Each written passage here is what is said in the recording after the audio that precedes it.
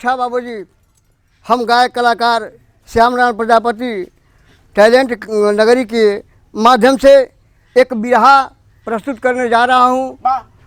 हमको आशा एवं विश्वास है कि आप लोग जरूर पसंद आएगी। जो त्रुटि होगी आप लोग क्षमा कीजिएगा। चलो मास्टर।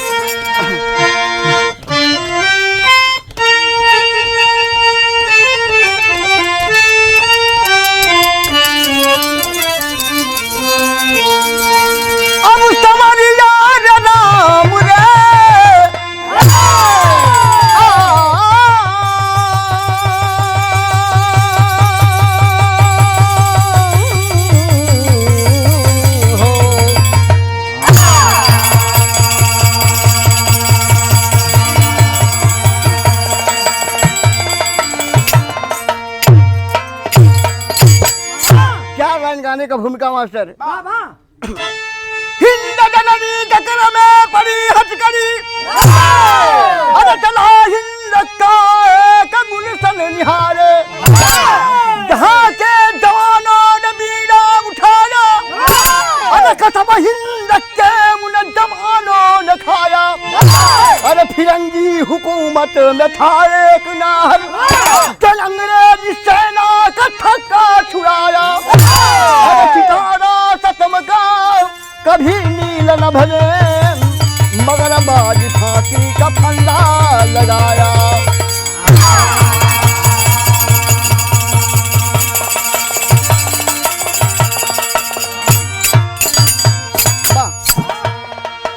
बाबूजी, बात उस समय की है जब यह मेरा देश गुलामी की जंजीर में जकड़ा हुआ करा रहा था। यह भारत में आवाज देती है उन जवानों को, मगर किस भाव में एक कव्वाली का टुकड़ा लगल मास्टर।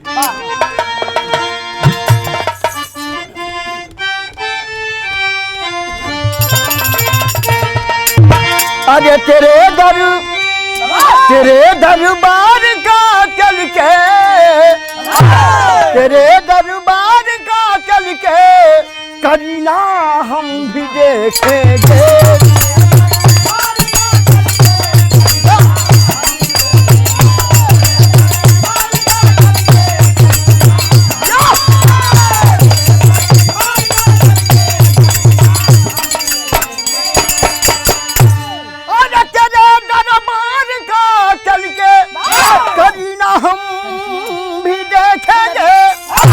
करीना हम भी देखेंगे, सजा गरम रजी हुई मालिक तो मदीना हम भी देखेंगे।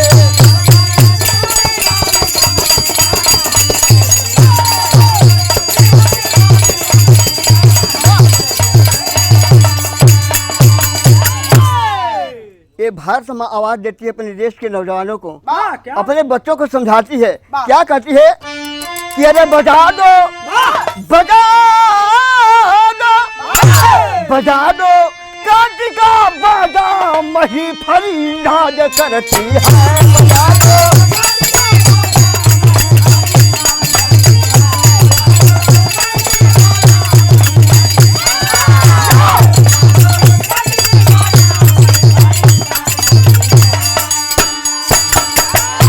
अरे बजा दो कांटी का बाजा, मही फरियाद करती है, अरे वही फरियाद करती है।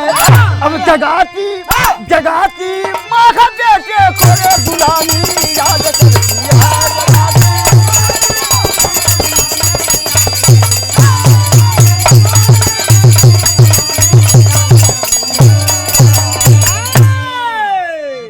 मास्टर ये बात कहाँ से लेवल गल बाबा? नजर कलाई लोग मास्टर।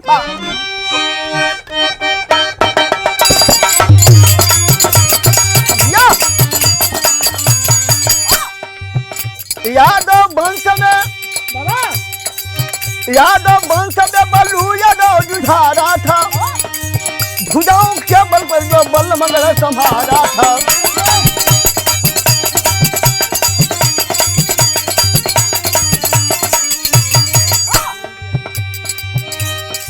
बाद घोड़े पधौसा बल्लू जिस दिन बजवाया, सामना करने वाला बाजी कोई ना आया।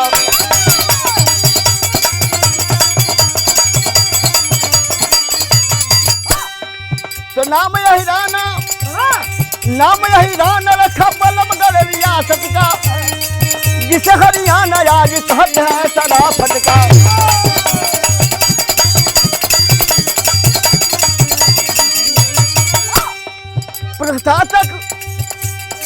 प्रशासक बल्लभगढ़ का 7वां सिर ताज रहा, प्रशासक बल्लभगढ़ का 7वां सिर ताज रहा, हिंद में नाहर सिंह का नाम जिंदाबाद रहा।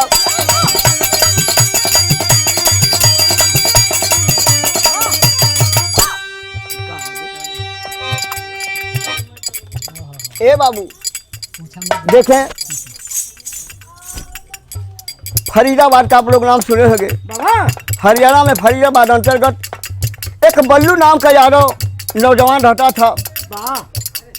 जब अंग्रेज हमारे देश पर चढ़ाई कर दिए, हमारा फरीदाबाद की धरती पर चढ़ाई कर दिए, उस समय नौजवान अपनी सेना से आकर के अपने नौजवानों को लेकर के उन अंग्रेजों से मुकाबला करने के लिए अंग्रेज इतना अत्याचार मचाए थे कि माँ बहन की असमत को लूट लेते थे, माँ बहन का असल कटवा लेते थे और बच्चों को जो संगीन पर रोक लेते थे। यह अत्याचार देकर के नौजवान जो है कि अपनी सेना लेकर के उनका मुकाबला करने के लिए डट जाता है। क्या कर दी तो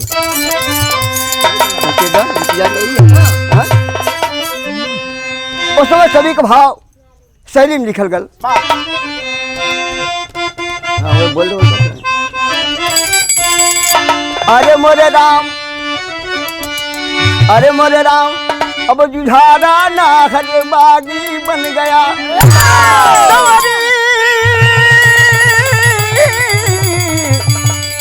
अरे जुझारा नाहर बागी बन गया, तो अरे जुझारा नाहर बागी बन गया, तो जिस दिन ढेर हिंद में स्वतंत्रता की लागी, अरे हो लागी, अरे हो लागी। बात का कम कह बाबू, चौकड़ा का भाव लगल मास्टर। इस समय 1857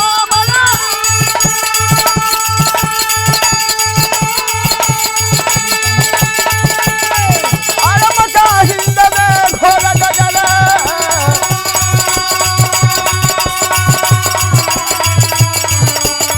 अरे थोड़ा फिरंगी बदल तुम्हें,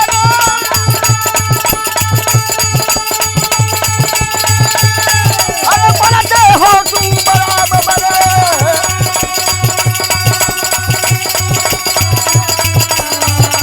राम कृष्ण की सधरती को,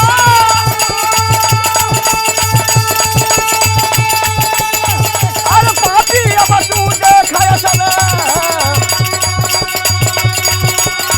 अरे पिया संगठन सेना का चला, हर सिंह है शेर जबर।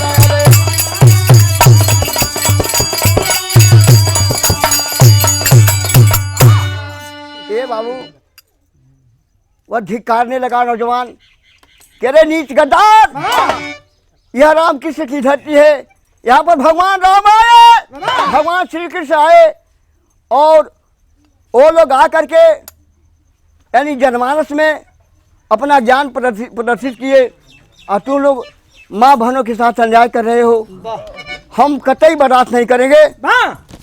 मगर मास्टर जाके गीत लगल।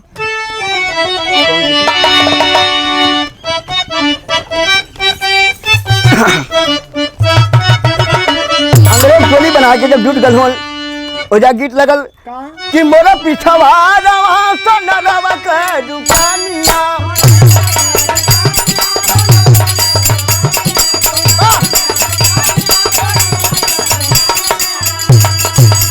अब नथिया गढ़ावला पे डरियन के बड़ी निक लागे गीत, हाई कोयल हरियाणा के।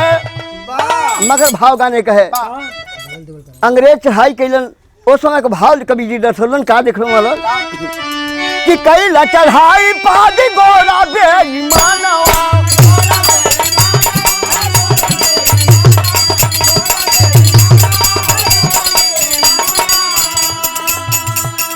अब गरज जमाने यही उमरिया में, अब गरज जमाने यही उमरिया में, बाजी झंडा ना झुकाई भाव समारिया में हो।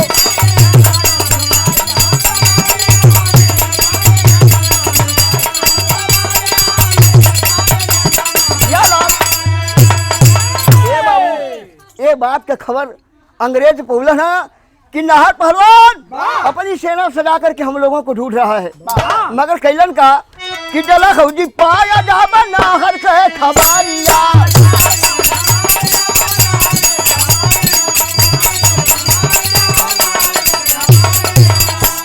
अब बल्लमगढ़ को घेर लिया बाया के अडारिया।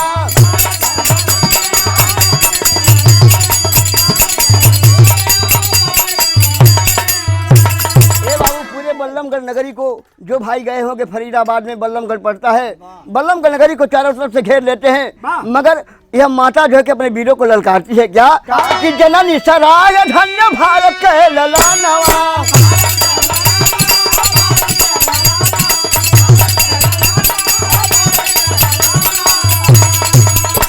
अरे झंडा झुका नहीं ही नगरिया में हो बाजी बाज झंडा नहीं झुके ही नगरिया में हो बाजी।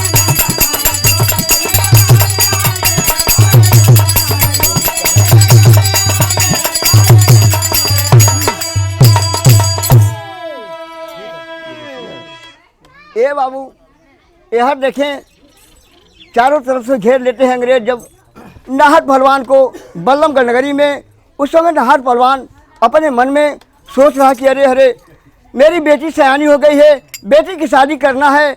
मगर किस भाव में सोचता है भाई बाबू, बिरसिया भाव में।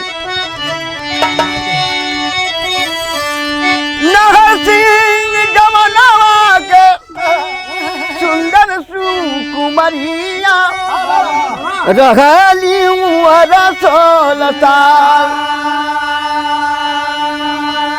खिललास मनायक सुंदर जगनवा किसरिया में भैली बवाल।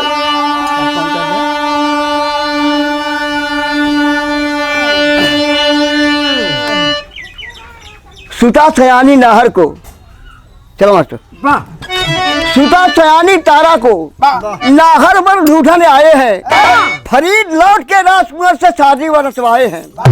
10 मई को शादी तय हुई। 10 मई सन 1957 को शादी तय हो जाती है। 10 मई को शादी तय हुई। बल्लमगढ़ को किए परेशान, पता लगाकर गिगोरे पापी सेना सहित किए बयान। ए बाबू 10 मई सन 1957 की एकलौती लड़की तारा, नाहर पहलवान की लड़की के तारा का दिन पड़ जाता है। मगर वह नीच गद्दार अंग्रेज जो है कि चढ़ाई कर देते हैं। तारा बहन जो कि तड़फड़ाने लगती, रोने लगती कि मेरे शादी का दिन है, उम्मीद पड़ रहा है कि मेरे हाथ में मेहंदी नहीं सजेगी, मांग में सिंदूर नहीं भरेगा। मगर भैल का मास्टर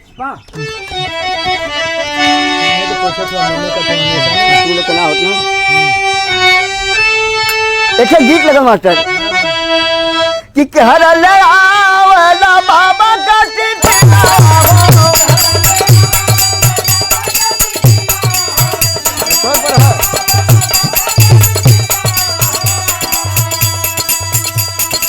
बाबा का दिलवा रामा बाबा का दिलवा हो।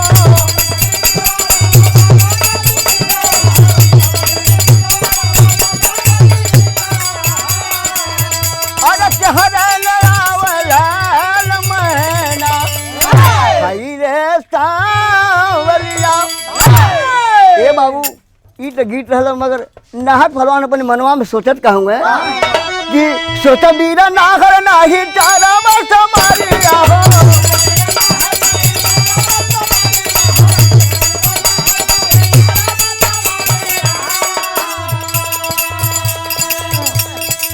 सोचा बीरा नाहर नाही तारा समारिया हो। अपनी ना सुहाग न मोर कुमारिया है रे सावरिया।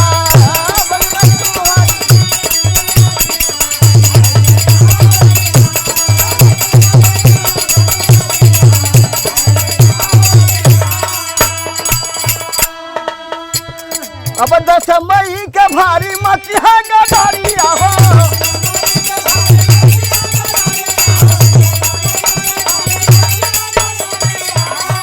अरे बनी ना कुसुहा जिन मोर कुमरिया है रे सा होनहार पहलवान अपने मन में ठान लेलन का कहलन मास्टर कि सोचा बीरा नाहर नाही तारा बस मारिया हो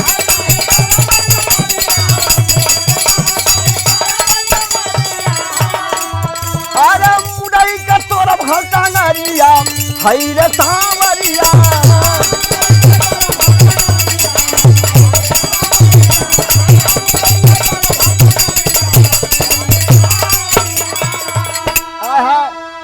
इधर बहन सारा जो है कि महल के अंदर झंक रही है, सोच रही है कि मेरी मांग में सिंदूर नहीं भरा जाएगा, मैं सुहागिन नहीं बनूंगी। मगर इसी बीच में एक तरकीब लगोलिन का कहलिन मास्टर ओजा गीत के भाव लगल देखा गीत का है हाँ। देखा ई गीत बा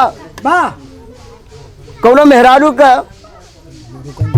हाँ मन से धू अपना चल गल कलकत्ता में चटकल मिल में काम करे एक है तो भैया बंद चले तो बा बंद हो गल वो समय औरतिया अपने पतिदेव के खे पार्टी लिखल कि बड़ा दिन हो गल जल्दी आप घरे ले छुट्टी लेके चले आवा मगर कैसे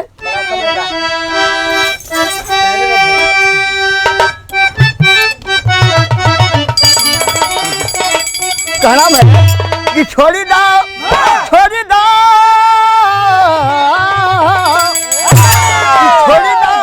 चटकल के नौकरिया सुना है सजना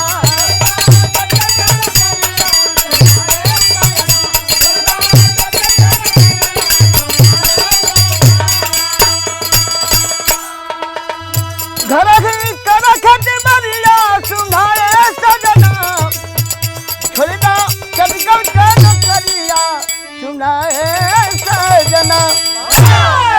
मगर यह तारा महल के अंदर झंखर झुरात बा मगर किस भाव में कहती है कि झंखा अब झंखा महल न गुजरिया सुना है सजना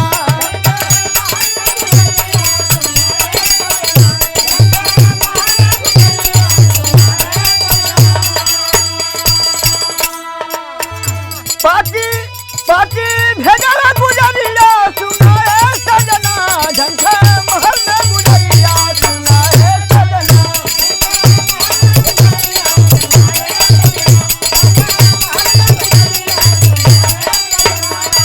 ए बाबू दरवाजे पर बारात आई बा चारों तरफ से अंग्रेज घेर चुके हैं। उस समय एक पत्र लिखती है कि पतिदेव किसी प्रकार से आप सिंदूर कटार भेजें ताकि मैं अपनी मांग में सिंदूर बन करके सुहागिन बन जाऊं। यह नीच गद्दार मानेंगे नहीं मगर किस भाव में भाव दर्शाती है अपने पति से कहती है कि अरे स्वाति के पनिया के भाई पपिया पिया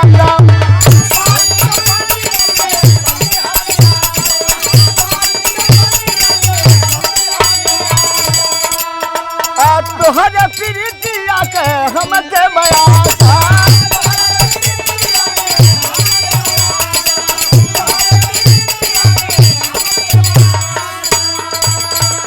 भेजा भेजा चंद्र कटरिया सुना रे सजना सोचे महल में गुजरिया सुना रे सजना।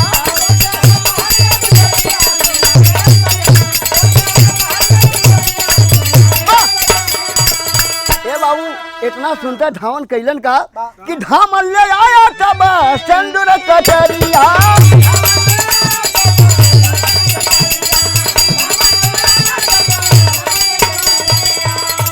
अब बनली सुहागी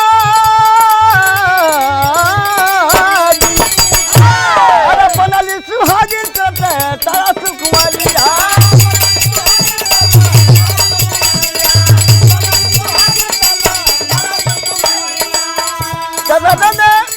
रन में झुकल पगड़िया सुना रे सजना झंखा महल में गुजरिया सुना रे सजना।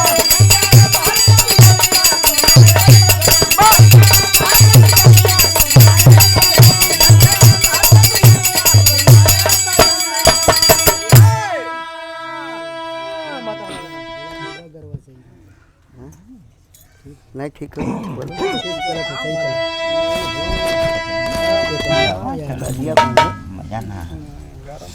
हाँ ए बाबू चला। मगर अंग्रेज जो है कि अंग्रेजों का मुकाबला करने के लिए नाहर पहलवान अपनी टोली लेकर के क्षेत्र मैदान में डट जाते हैं। मगर किस भाव में एक गीत लगल मास्टर गए। गीत में लगल यार मैया हो ललनवा देईरा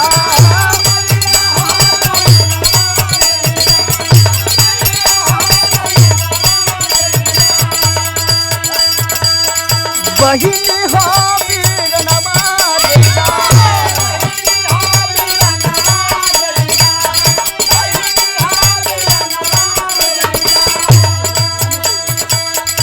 देश के करनवा अपने सोन के गहनवा देईरा मैया हो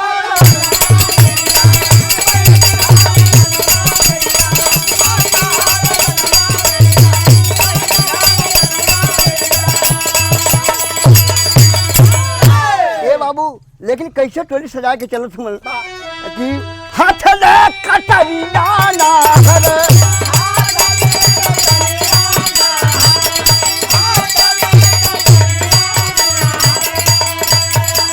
अब बाँधे सड़क के सरिया नाहर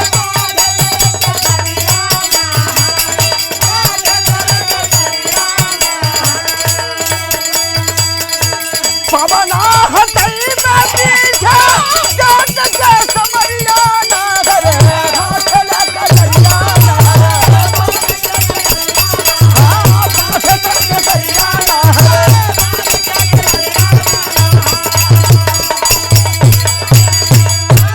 ए बाबू हाथ में कटार लेकर के केसरी बांध करके पगड़ी बांध करके नौजवान समर भूमि में डट जाता है।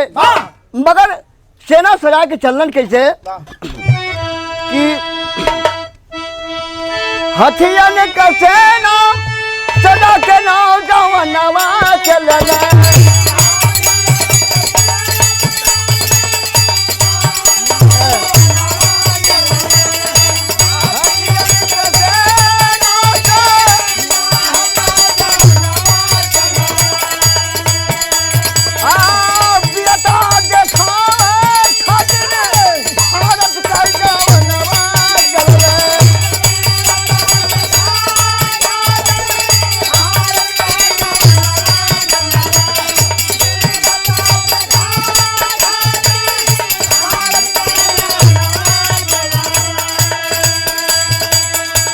भागे है छोड़ के तुरंत भागे है छोड़ के तुरंत बाजनी रदैया बाजी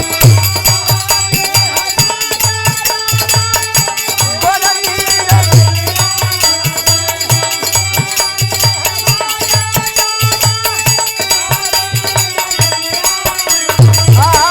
बलमगढ़ को घेर लिए बान के अरैया बाजी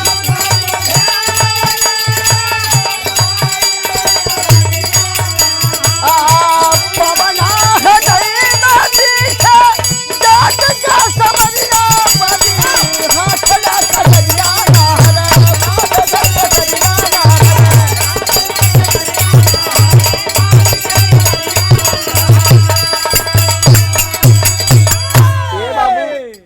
रण क्षेत्र मैदान में लड़ाई शुरू हो जाती है। मगर हो जा तुरंत कवि जी भाव धलन चौलरिया का भाव मास्टर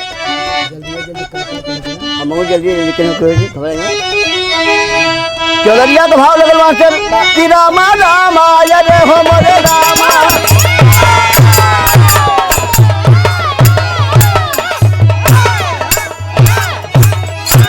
बारी उमर कमर रख कनिया बलिया खींचे निहुर के पनिया बारी उमर कमर रख कनिया बलिया खींचे निहुर के पनिया बलिया झूला झूलनिया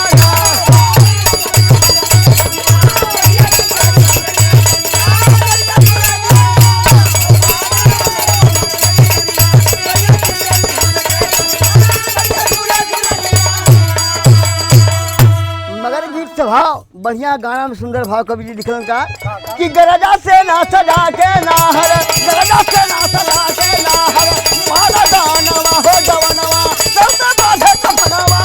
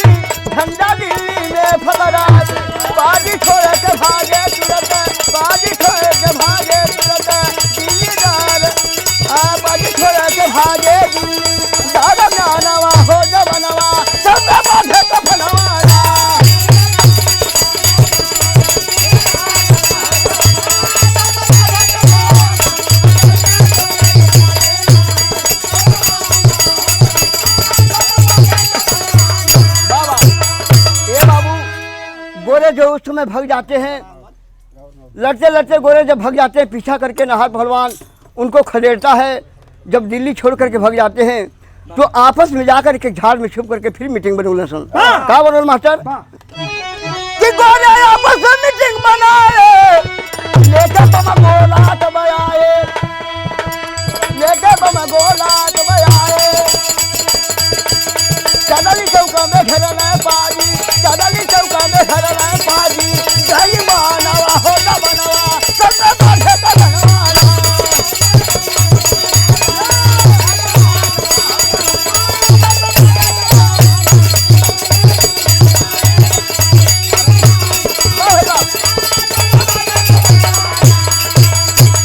हे बाबू दोबारा जा करके चांदनी चौक में घेर लेते हूँ, मगर नाहर पहलवान बड़े वीरों को ललकारता, कह रहे वीरों झंडा झुकने न पाए, कभी कदम पीछे न हटने पाए, अपने भारत के लिए अपने वतन के लिए हमें कुर्बान हो जाना जरूरी है, मगर किस भाव में आला का भाव लगना चाहिए।